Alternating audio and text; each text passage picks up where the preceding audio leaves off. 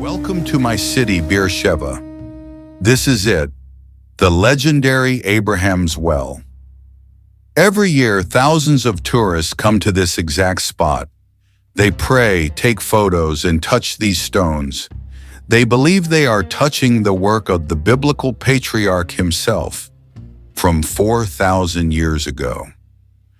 I hate to be the one to spoil the magic, but we are standing at the wrong address.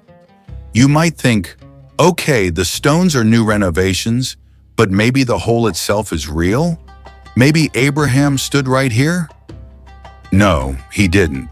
Archaeologists know that the biblical Beersheba wasn't here. It was 5 kilometers away at Tel Beersheba. The well you see here? It was dug thousands of years after Abraham died, probably by Byzantines or Crusaders. Someone just picked a random old well and named it Abraham's Well because it sounded good for business. So basically, we are standing around a case of stolen identity. Claiming that Abraham built this structure is like saying Julius Caesar used an iPhone. It's a nice fairy tale, but historically impossible. But if the stones are fake, does that mean the story is fake? Actually, no. The real story isn't about stones. It's about a man who walked away from civilization to live in a tent. He wasn't a saint. He was the world's first radical downshifter. It all started here, Ur of the Chaldees. In the year 2000 BC, this wasn't just a city. It was the center of the world. While Europe was still in the Stone Age, Ur was a bustling metropolis of 65,000 people. It was the New York City of the Bronze Age. Just look at this scale. They had towering ziggurats dedicated to the moon god Nana. They had a complex banking system, written laws, and schools where children learned mathematics. Archaeologists have even found 2-story brick villas with indoor plumbing. This was the absolute pinnacle of human civilization. And amidst this luxury lived a man. Please, forget the image of the gentle old peasant with a white beard you see in children's Bibles. That is a fairy tale. Look closely at this face. This is the real Abraham. He was a formidable clan leader, a wealthy merchant who traded in wool and silver, a strategist who commanded a private security force. He was a ruthless pragmatist. To survive, he was willing to trade anything, even his own wife's honor. He wasn't a simple shepherd wandering aimlessly through the dunes. He was a man of high status, a power player forged in the brutal politics of the ancient Near East. He had everything to lose. Abraham was a citizen of this empire. He walked these paved streets. He knew the language of the court, but he was suffocating. Ur was a city of 1,000 idols. Every corner, every shop, every home was filled with statues of gods demanding sacrifices. But Abraham felt a disconnect. He looked at the clay statues and saw nothing but empty stone. He was looking for a truth that couldn't be bought in the crowded markets of Mesopotamia. He was a lone monotheist in a crowd of believers, an alien in his own home. And then he made the choice that changed history. He heard a voice that told him, Lech Lecha, go forth. It wasn't just one man sneaking out in the night. This was a massive migration. Abraham was a wealthy man. He didn't leave empty-handed. Look at this. He took everything. His family, his nephew Lot, all the wealth he had amassed in Ur, his flocks, and the people of his household. It was an entire clan, hundreds of people, turning their backs on the only civilization they had ever known, to walk into the unknown wasteland. It was the ultimate radical act of faith. To find the real story, we have to leave the tourist traps behind.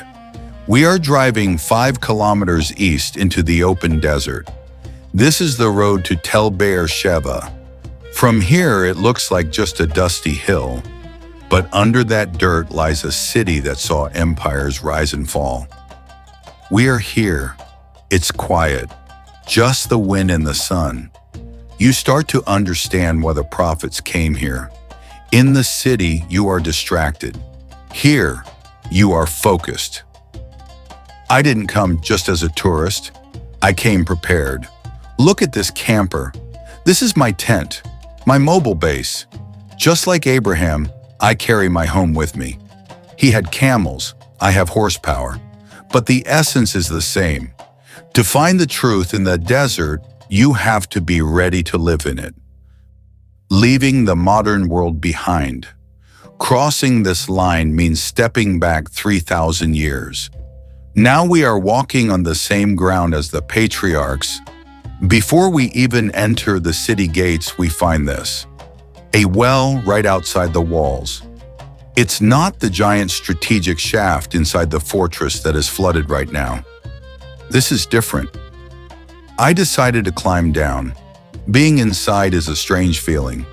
The air is cool and still. This well was likely for travelers, for caravans that arrived after the gates were closed. And this feels closer to the truth. Abraham wasn't a city dweller living behind guarded walls.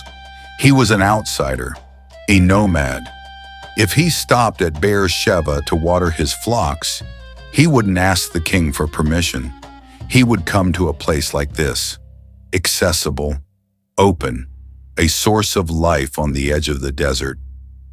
Leaving the outer well, I approached the main gates.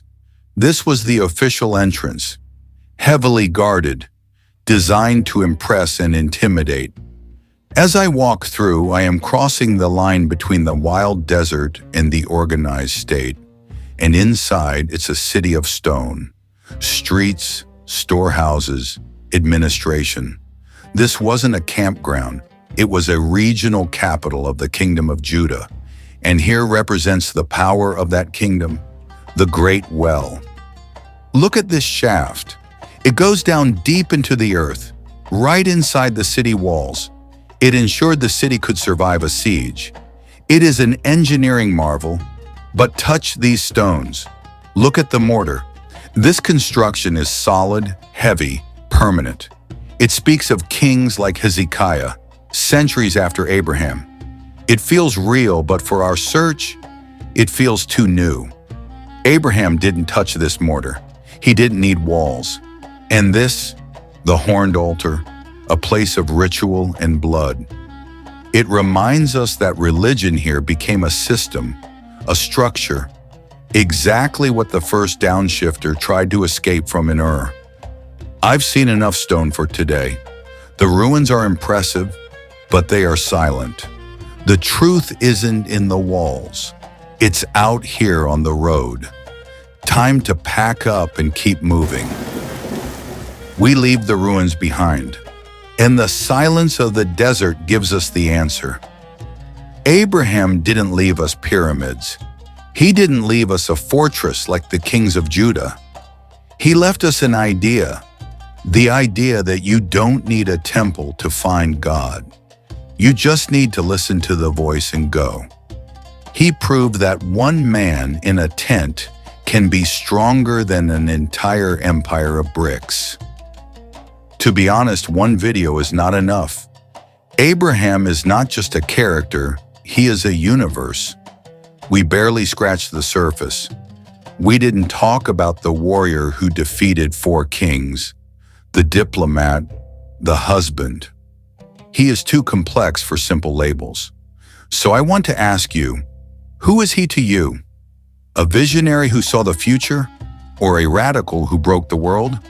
Write your thoughts in the comments. I read them all. Your questions might start our next investigation. Because the story isn't over. The first downshifter found his freedom, but freedom has a terrible price. Next time, we go to the darkest moment of his life, a father, a son, and a knife. See you in the next episode.